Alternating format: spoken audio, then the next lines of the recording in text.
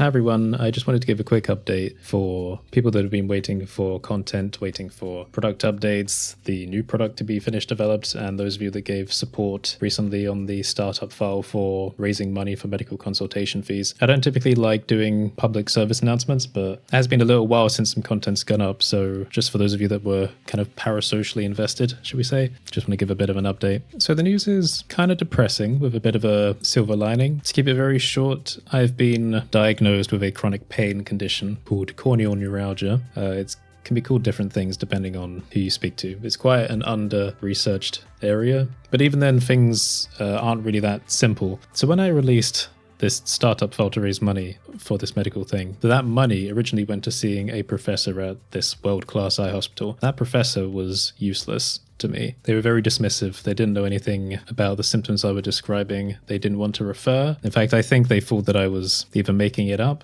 or just hypochondriatic on account of describing the symptoms in a different way to all their previous patients. That's one of the reasons why they said they didn't want to refer, because I described things differently. I think that's a really bad reason not to refer someone. They didn't want to authorize any extra tests as well. It was really dismissive. So much so I ended up sending feedback to the hospital, basically telling them, look, I appreciate the professor trying to be comforting, but that wasn't helpful because I come away from the hospital with no help, effectively, just being kicked out of the system. I was very dismayed because when researching all of the weird pain I was having after a pretty minor injury, I kept coming across research papers, medical papers, and professionals in America who had a very good grasp on this stuff. The American Academy of Ophthalmology, they've got so much information on nerve damage and nerve pain, speaking about the tools they use to interpret this. And whenever I spoke to any ophthalmologist here in the UK, it seems like they just knew nothing about that field of it. Like there's an education problem or just a technology problem. And I said this in my feedback to the hospital as well, knowing full well that they would see me as hypochondriatic and maybe a bit weird, asking for specific tests. I was like, look, this guy's not helpful. I've effectively been kicked out. I'm still having pain. Do you know about in vivo corneal confocal microscopies to check for nerve damage? If you have any equipment, can you do anything for me? I never heard back from the hospital because, well, obviously, patient is a hypochondriac if they know what's wrong with them. Fast forward to a few days ago, I was seen by someone else who works for the same hospital and other institutions with more of a research background, and can you guess what their conclusion was? I didn't even have to say, hey, I think I've got nerve damage or neuralgia. They were like, oh, okay, from the sounds of it, you have neuralgia. They also said, do you happen to have a history of migraine? I said, yeah. They said, yeah, I think I know what's going on. So this new person I saw was pretty adamant that what I have is this condition. But I just come away from it because getting kicked out of the system after that professor dismissed me really put me in a bit of a dark spot. I had to find something in myself to pick myself back up, and the way I did that was by trying to take control everywhere I could. I already knew what my condition was before anyone told me, and the reason I knew was because of something that seemed to fly by every ophthalmologist I spoke to, which was that I was having extreme pain and no physiological reaction, no tearing, no redness, because there was a discrepancy between the experience and the reaction. That's how I knew. That's all you need. It took months of fluffing around, wasting time, just to find someone that would pay attention. What's really annoying is that when you read up, again, the American perspectives, I might put a quote up by an ophthalmologist, Deborah S. Jacobs, they emphasize how important it is to get an early diagnosis for corneal neuropathic pain, whatever the cause is, because the quality of life for a patient can severely drop without help. Thankfully, in trying to take control myself, I did manage to make some pretty significant improvements with reducing pain and weird sensations, but things are far from perfect. I ended up building a bit of a lab, as you can see over my shoulder. First of all, let's speak about the centrifuge. So one of the only regenerative therapies for corneal nerves that still has mixed results There's something called autologous serum tears. So these are eye drops made from your own blood. They effectively provide nerve regrowth factors to the surface. This is something I'm very interested in trying. There hasn't come up in conversation with my new doctor yet. I'm currently on steroid drops, which don't really seem to be doing anything, but we'll see. But of course, because I knew what my condition was before anyone else, I took the initiative, got a centrifuge as a nuclear option, as I described it, where if all else failed, and if my mental health declined severely, then that is a nuclear option that I would have just over my shoulder in an attempt to produce my own serum tears from my own blood, which I know how to do, but the main drawback is I do have a phobia of blood tests as a result of childhood trauma. I was investigated in hospital quite a lot as a child on account of a series of blood conditions. So that was my nuclear option, and I think its usefulness has been more symbolic than anything else. I haven't taken the leap to make such tears yet. Thankfully now I've actually got a doctor that knows what's going on, then maybe that will be an option in the future. I might push for it in our next appointment. Secondarily, I got a microscope, which I would love to reuse for digital artwork as well, because I've got adapters so I can feed it in and record digitally, and you can get some amazing effects on it as well. The reason for this was so I could investigate samples around my eye more close up. In doing more testing myself, I noticed that certain eye hygiene routines would reduce pain sensations, whereas other eye hygiene routines would increase the sensations. I started treating my eye as if there was an invisible infection. Keeping in mind the professor of ophthalmology that I saw first at this hospital was adamant that there was nothing wrong, no infection, no disturbance of any kind. But I decided to treat it as if there was one. And this did reduce several layers of painful sensations. So I came to the conclusion that there may have been a couple of comorbid things going on. To start with, there was nerve damage, and on top of that, possibly after the scratch happened, an infection of some kind may have been taking advantage of the lack of cleaning routine, so as to not disturb the eye as it was healing, which basically then became a source of irritation around the ocular surface. So one of the things that I would check for were things like Demodex mites. A lot of people have mites around their eyelashes. It's not really much of a problem unless they overgrow, which can happen with people that have immune deficiencies, such as myself. But as hard as I tried, as much as I looked, I could not find any, other than maybe one or two things that might have been incidental mites or microbes of some kind. And I did look pretty close. I even found, on a couple of occasions, like tiny pockets of moisture adhered to the side of an eyelash, and inside that bubble of moisture were a few microbes just chilling out, having fun. I even observed where the eyelashes embed into the skin, which is where Demodex mites typically hang out, and I applied some lubrication and watched microscopic skin flakes peel off of that end of the lash, which may have helped to visualize any mites that might have been hanging on, and I couldn't find anything. I then had the intuition to take culture samples, so I learned how to do agar cultures, and this provided a very interesting insight. So what I did was I took samples around the skin of the face, both sides as well. I made sure it was done in a controlled way where any of the swabs used to take the samples were first dipped in the same water solution, so that if there was any contamination, at least it would be the same for all of the cultures. And what I found, interestingly, was that there was almost nothing on the left side that wanted to grow, but on the right side, it was just growth overload, specifically with the hands. Now, that's not too strange of a thing. Your hands have different like flora cultures, should we say, but what was interesting was I could draw a heat map, effectively, of a strain from the right hand to the right forehead to the right eye. And this seemed to line up because as I had been doing this hygiene routine to treat an invisible infection, a lot of the pain, the burning sensations, had moved from all of the eye to the inner eye, and this got me thinking about where irritation sources from, until I noticed when going to a concert, The World of Hans Zimmer, for my brother's birthday, which was a brilliant concert. About halfway through the concert, the pain, the burning sensation stopped, and I remember looking in the mirror afterwards thinking, why is that? Until I noticed a gunk plug of some kind. That's what I'll call it. Like a little piece of gunk just tucked in the inner eye. I thought, why would gunk there, sitting there mechanically, stop all of the pain? And I kind of came to the conclusion then that it must be because there's an irritant coming in there. So combining all of this possibly incidental culture mapping, heat map of where things want to grow on my body, visualizing the flow of irritants, recognizing how this plug affected the pain, I kind of came to the conclusion that regardless of any nerve damage that may have been done, one thing that was causing pain was something that was so persistent, transferring, making its way down into the eye on perspiration. This may or may not be true, but again, going through these tests myself, regardless of whether the theory is true, and actually improving the pain sensations over time in accordance to this theory needs to count for something. There are a couple of regions in the eye that are now hypersensitive, much more so than they were before. I believe this is as a result of the nerve thing. So when irritations were affecting the eye more thoroughly, and they still do depending on the day, there are two particular areas of the eye that sting, like with a needle sharp pain, very strongly, but by keeping up my specific routine, I can seem to avoid that. Anyway, when I saw the most recent researcher who told me I had corneal neuralgia, I did try and explain some of this culture stuff I was doing.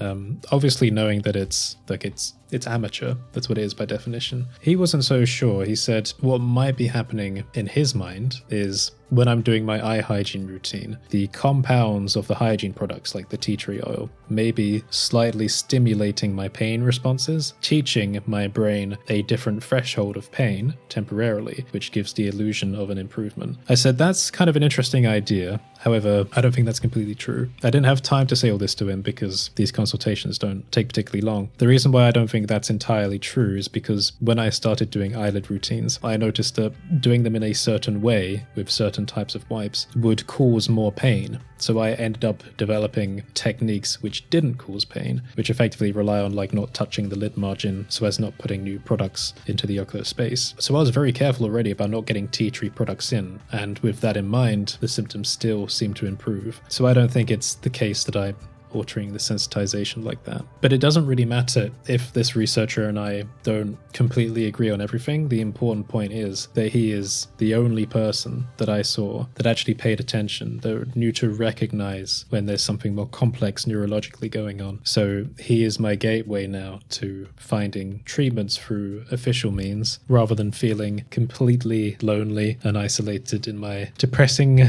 lab. So that's the silver lining. He's given me steroid drops. They don't seem to be doing anything yet. I don't want to use them for too long, but what I have now is a gateway. So just wanted to take a moment to say thank you to the people who did support when I put that startup file out, and to the people on my YouTube members and patrons who stuck around. I completely understand if anyone left during this drought. I wouldn't pay for, a lack of content, so why would I expect you to? But I just want to say that I appreciate it. When I tried recording one of these videos before, I did say everyone's name who was on the YouTube member and patron list, but it kind of felt a little bit unfair as well, because for the people that did leave, I still appreciate them for sticking around that far. Before we start bringing this to a close, I just want to say that I had such big plans for this year, and something like a chronic pain condition, what it does is it kind of reprograms you. Well, it's you reprogramming yourself, because now whatever you want to do has to now be modified by the presence of this thing. I felt like I had finally discovered the key to motivation at the beginning of the year, and I had. I spent all of last year studying myself effectively, learning about how I work creatively, and then this thing comes along that just sucks up all motivation and just spits you out as someone different, I suppose. It probably won't be the last condition I bump into either. If history has taught me anything, it's that I have underlying things that have not been discovered, that may not be conditions that even have names, but I don't really want to speak about it on the channel anymore because I just don't want to depress anyone. But I kind of feel like it's necessary sometimes. I don't like asking for help, but I feel like I had to ask for help to see that professor, as useless as it was. But at least the report from that professor got passed on to the researcher, who could see that every obvious thing had already been ruled out. So BCON LA just happened. I'm kind of jealous. I really wanted to meet my American Blender friends, but obviously I just didn't feel like I was able to go this time, flying all the way over to LA. But it looks like it was good fun. I really want to give Ducky and CG Matter a hug at some point, maybe more for my own sake than theirs. I wanted to meet Smouse as well. They've been super friendly recently. And if I went, I probably would have tried to have dragged Ben along as well, of which a friendly embrace is well overdue. Also, I've been going back on a bit of an animated film binge recently. I used to watch a lot of animated films and shows and stuff growing up, but now I feel like I'm kind of appreciating them in a bit of a different way from the 3D artist perspective. I never got to the point where a film would be ruined because I've been taught to be a 3D artist, right? I never watched Avatar thinking, oh, I could have done a better job there, because I couldn't. It's Avatar. No, but you know what I mean though. A lot of professionals look out for the technical elements, and when they spot them, it kind of takes them out of the film. I never had that as a problem, and I still don't. But recently, I watched Puss in Boots: The Last Wish. It'd been recommended to me by everyone, and I was watching a bunch of clips on YouTube, and then I kept watching the clips because they were really entertaining. But I also noticed something about the lighting, which I'll tell you in a minute. Finally picked it up on Amazon. Fantastic. I'll give it a 10 out of 10. Love the film. There's no reason why a Puss in Boots film should be that good, but the writing was good.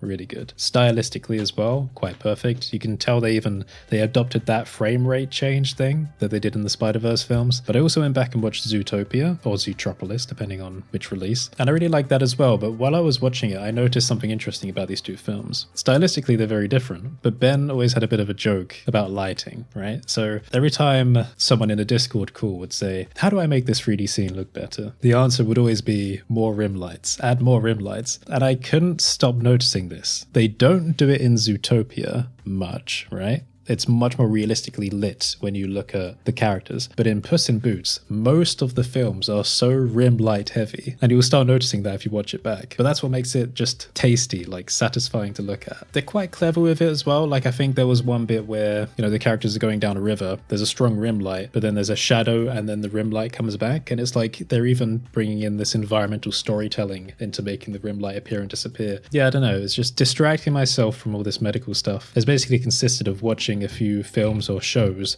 on repeat. I think I probably watched Clarkson's Farm season 1 and 2 about 6 or 7 times over on repeat, which is not something I would usually do, but I think it's like a serotonin thing or a dopamine thing. When going through something traumatic, just like watching the same thing over and over again. But it kind of leads to a contamination issue as well, I think. If you watch something too much and then you go through something uncomfortable, you can start to contaminate it with bad experiences. So it's been weird realizing that.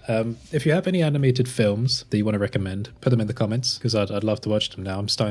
I watched them as enjoyable pieces of entertainment, but then I separately, like I compartmentalize, I watched them back and then I analyze them afterwards, and I really enjoyed that. Maybe I can do videos about that. I don't know how the copyright works. I'll think about it. But that contamination idea, it did crop up when trying to return to this channel, you know, making videos. Like I said, I tried making 2 before this. And what I realized was when I speak about my medical things on video, I'm contaminating the channel in a way. But I feel like it's always a balance. It's important to let some people know about these things, not the wider YouTube audience. This video is not going to get recommended out to those people. It will hit a few of those people, right? And that always happens. And then I'll get some comments saying, oh my god, why does this guy blabber on for so long?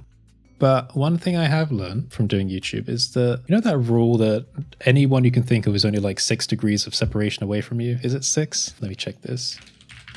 Yeah, 6 degrees of separation is the idea that all people are 6 or fewer social connections away from each other. What I've learned is that when there is something important, if you share it online, it may not make sense to most people. It may piss most people off as being like, oh, who is this guy? Why does he think he can talk about himself on his own channel? But silently, there will be 1 or 2 people that watch this who, learning about corneal neuralgia or neuropathy, or finding someone to resonate with, will make such a significant difference to them. It's kind of one of the reasons why I don't really give a damn anymore, like what people think about me or think about what I want to share. Right, it's taken a long time to get there. It's been like a whole wave of not caring about hate comments and stuff. I'll take part in arguments now, I don't even care. The thing is, you have so many like perspective shifts when your life is going like that, like up and downs, highs, manic. With the steroid drops I'm taking, the first day of taking them, I had like this weird anxiety spike, and then I felt really tired, and then I looked it up and apparently that's a side effect, but today I seem to be okay. Anyway, I'm rambling. The point is, I'll try not to contaminate this channel in the future with depressive news. I'll try to make it interesting. If not just for making you feel better when watching my videos, but also for me. Because look, my personal space, I sleep back there.